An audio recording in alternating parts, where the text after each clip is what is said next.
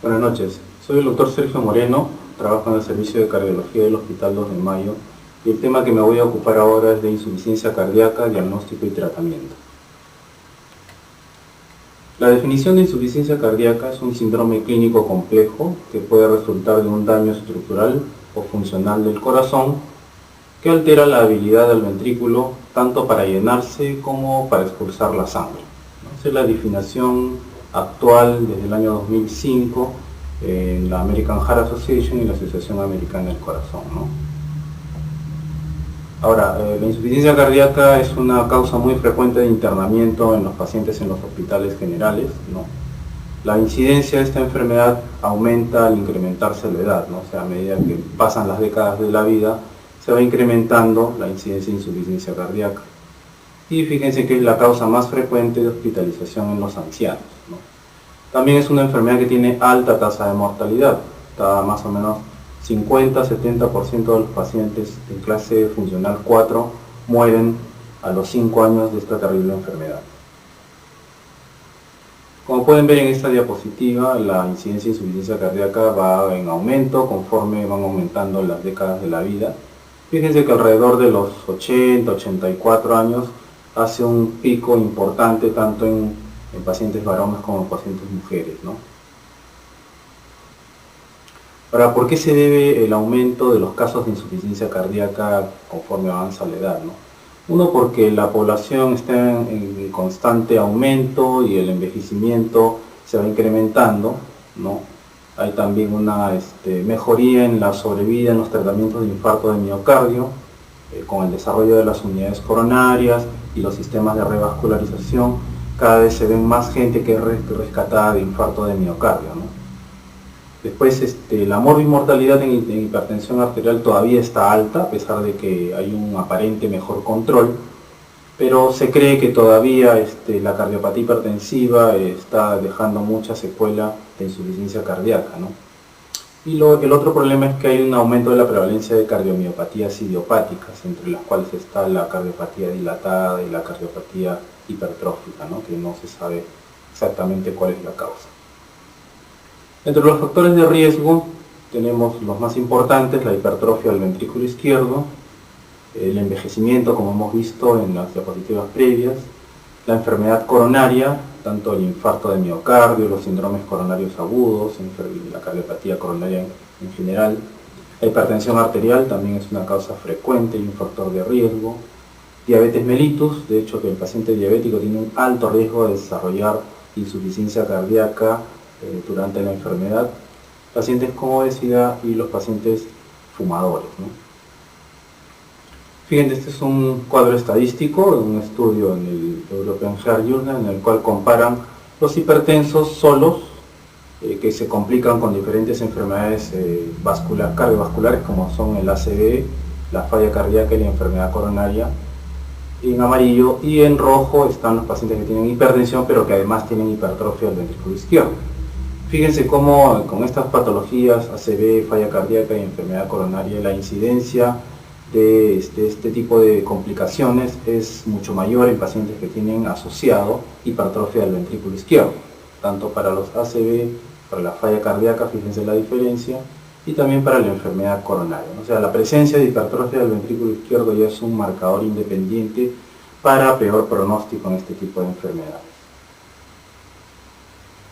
¿Cuáles son las causas principales de que un paciente tenga insuficiencia cardíaca, ¿no? A la cabeza está la hipertensión arterial, ya hemos hablado de esto. Es una enfermedad prevalente no solamente en nuestro medio, sino a nivel mundial, donde las estadísticas son bastante parecidas.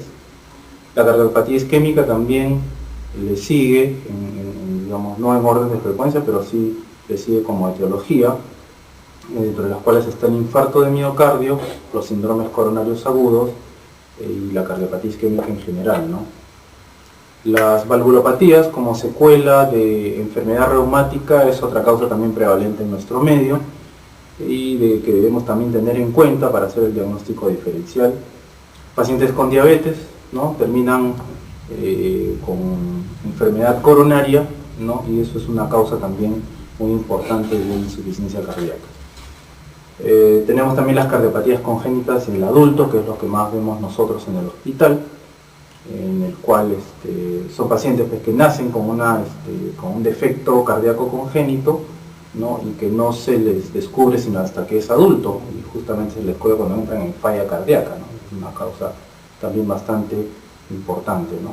El embarazo, hay una cardiopatía llamada miocardiopatía periparto, que es una causa que no es muy frecuente, pero que se tiene en consideración en hospitales grandes donde se ve este tipo de patología, ¿no? Y después tenemos las cardiomiopatías familiares, entre las cuales está la cardiomiopatía dilatada, la cardiopatía hipertrófica, las cuales también más o menos en un 10 o 15% nos pueden provocar este tipo de enfermedad, ¿no? Después tenemos, hay un abuso a diversas sustancias, como por ejemplo el uso de cocaína, el uso de drogas para reducir de peso, como la fentermina y fentolamina, ¿no? Pues tenemos en la actualidad agentes quimioterapéuticos, como son por ejemplo las antraciclinas, y dentro de ellas está la doxorubicina, la cual puede causar daño directo cardíaco, ¿no? Y producir falla cardíaca, ¿no? Estos medicamentos, como ustedes saben, son utilizados en el tratamiento del cáncer de mama. Y se está viendo ahora más incidencia de insuficiencia cardíaca por este tipo de agentes, ¿no? También tenemos, no en mucho en nuestro medio, pero sí por ejemplo, pacientes que hacen cardiopatías dilatadas en Brasil, en Argentina, secundaria a enfermedad de Chagas, que también debemos tenerlo en cuenta, ¿no? El uso de medicamentos inotropos negativos realmente no ocasiona directamente daño al corazón, pero sí que puede exacerbar una disfunción cardíaca previa, ¿no? Pues tenemos otras causas como son el plomo, arsénico, toxinas endógenas, enfermedades del tejido conectivo, entre los cuales está el lupus eritematoso, la polimiositis, que pueden alterar de alguna manera el músculo cardíaco, enfermedades granulomatosas, infiltrativas, como la amiloidosis, y las miocarditis virales, y dentro de ellas el HIV, ¿no? Después tenemos finalmente las deficiencias metabólicas, estados de gasto alta, como por ejemplo el hipertiroidismo, la anemia crónica severa, fístulas arteriovenosas, ¿no? Y enfermedades tiroideas como por ejemplo el hipotiroidismo, que puede producir también estados de falla cardíaca, ¿no? Finalmente tenemos la causa idiopática, que es una causa en la cual no se encuentra ninguna patología de fondo, ninguna causa que haya exacerbado o haya desencadenado cuadros de insuficiencia cardíaca, ¿no? Pero si nosotros agrupamos en los más frecuentes que vamos a ver en nuestro medio, tenemos ahí que el 33% como cardiopatía hipertensiva es una causa fundamental de insuficiencia cardíaca. Después tenemos la cardiopatía isquémica, ¿no? Las valvulopatías, ¿no? Y las asociaciones entre ellas, ¿no? Pero definitivamente las tres que van a la cabeza son la cardiopatía hipertensiva, la cardiopatía isquémica, la valvulopatía, ¿no? Y la enfermedad isquémica del corazón, ¿no?